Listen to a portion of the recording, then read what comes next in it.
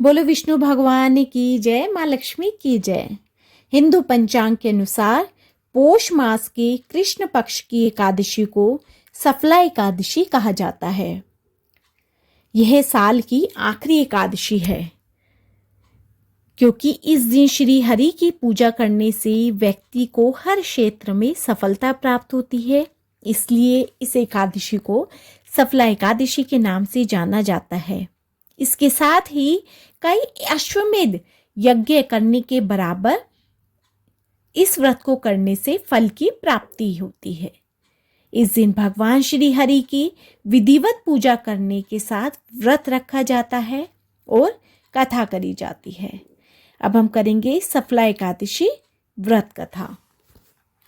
बोलो विष्णु भगवान की जय, माँ लक्ष्मी की जय, श्री कृष्ण भगवान की जय। एक बार धर्मराज युधिष्ठिर कहने लगे कि हे जनार्दन, आप कृपा कर मुझे पोष माह के कृष्ण पक्ष की एकादशी के विषय में बतलाइए। इस एकादशी का क्या नाम है तथा इसके व्रत को करने से किस फल की प्राप्ति होती है, इसका क्या विधि और विधान है। कृपा कर मुझे सब विधान पूर्वक बतलाइए। भगवान श्री कृष्ण बोले, पोष माह के कृष्ण पक्ष में आने वाली इस एकादशी को सफला एकादशी कहा जाता है। इस एकादशी के देवता श्री नारायण है। विधि पूर्वक इस व्रत को करना चाहिए। जिस प्रकार नागों में शेषनाग, पक्षियों में गरुड़, सब ग्रहों में चंद्रमा, यज्ञों में अश्वमेध और देवताओं में भगवान विष्णु श्रेष्ठ है, उसी तरह सब व्रतों में एकादशी का व्रत श्रेष्ठ है। जो मनुष्य सदैव एकादशी का व्रत करते हैं वे मुझे परम प्रिय है। इसका महात्म्य मैं तुमसे कहता हूं, सो ध्यान पूर्वक सुनो। भक्त वत्सल भगवान श्री कृष्ण कहने लगे कि धर्मराज, मैं तुम्हारे स्नेह के कारण तुमसे कहता हूं कि एकादशी व्रत के अतिरिक्त मैं अधिक से अधिक दक्षिणा पाने वाले यज्ञ से भी प्रसन्न नहीं होता हूं। अतः इसे अत्यंत भक्ति और श्रद्धा से युक्त होकर करें। हे राजन, द्वादशी युक्त पोष कृष्ण एकादशी का महात्म्य तुम एकाग्रचित होकर के सुनो। चंपावती नगरी में एक महिष्मान नाम का राजा राज्य करता था। उसके 4 पुत्र थे। उनमें लुम्पक नाम वाला बड़ा राजपुत्र महापापी था। वह पापी सदा परस्त्री और वेश्यागमन तथा दूसरे बुरे कर्मों में अपने पिता का धन नष्ट किया करता था। सदैव ही देवता, ब्राह्मण, वैष्णवों की निंदा किया करता था। जब राजा को अपने बड़े पुत्र के ऐसे कुकर्मों का पता चला तो उन्होंने उसे अपने राज्य से निकाल दिया। तब वह विचारने लगा कि मैं कहाँ जाऊं, क्या करूं। अंत में उसने चोरी करने का निश्चय किया। दिन में वह वन में रहता और रात्रि में अपने पिता की नगरी में चोरी करता तथा प्रजा को तंग करने और उन्हें मारने का कुकर्म करता। कुछ समय पश्चात सारी नगरी भयभीत हो गई। वह वन में रहकर पशु आदि को मारकर खाने लगा। नागरिक और राज्य के कर्मचारी उसे पकड़ लेते किंतु राजा के भय से छोड़ देते थे। वन में एक अति प्राचीन विशाल पीपल का वृक्ष था।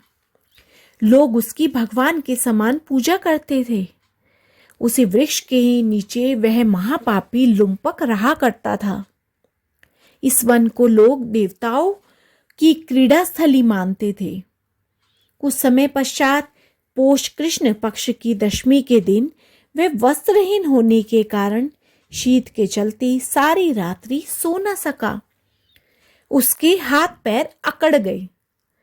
सूर्योदय होते होते वह मूर्छित हो गया। दूसरे दिन एकादशी को मध्याह्न के समय सूर्य की गर्मी पाकर उसकी मूर्छा दूर हुई। गिरता पड़ता वह भोजन की तलाश में निकला। पशुओं को मारने में वह समर्थ ना था, अतः पेड़ों के नीचे गिरे हुए फल उठाकर वापस उसी पीपल के वृक्ष के नीचे आ गया। उस समय तक भगवान सूर्य अस्त हो चुके थे। वृक्ष के नीचे फल रखकर कहने लगा कि हे भगवान, अब आपके ही अर्पण है ये फल, आप ही तृप्त हो जाइए। उस रात्रि को दुख के कारण उसे नींद भी नहीं आई। उसके इस उपवास और जागरण से भगवान अत्यंत प्रसन्न हुए और उसके सारे पाप नष्ट हो गए। दूसरे दिन प्रातः एक अति सुंदर घोड़ा अनेक सुंदर वस्तुओं से सजा हुआ उसके सामने आकर खड़ा हो गया। उसी समय आकाशवाणी हुई कि हे राजपुत्र, श्री नारायण की कृपा से तेरे पाप नष्ट हो गए हैं। अब तू अपने पिता के पास जाकर राज्य प्राप्त कर। ऐसी वाणी सुनकर वह अत्यंत प्रसन्न हुआ और दिव्य वस्त्र धारण करके भगवान आपकी जय हो कहकर अपने पिता के पास गया। उसके पिता ने प्रसन्न होकर उसे समस्त राज्य का भार सौंप दिया और स्वयं वन के रास्ते चल दिए।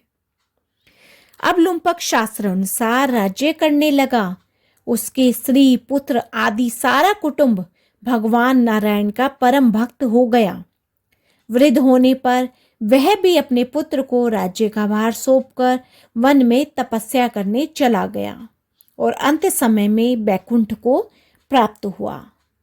अतः जो मनुष्य इस परम पवित्र सफला एकादशी का व्रत करता है उसे अंत में मुक्ति मिलती है। इस सफला एकादशी के महात्म्य को पढ़ने से अथवा श्रवण करने से मनुष्य को अश्वमेध यज्ञ का फल मिलता है। तो बोलो विष्णु भगवान की, महालक्ष्मी की जय, श्री कृष्ण भगवान की जय।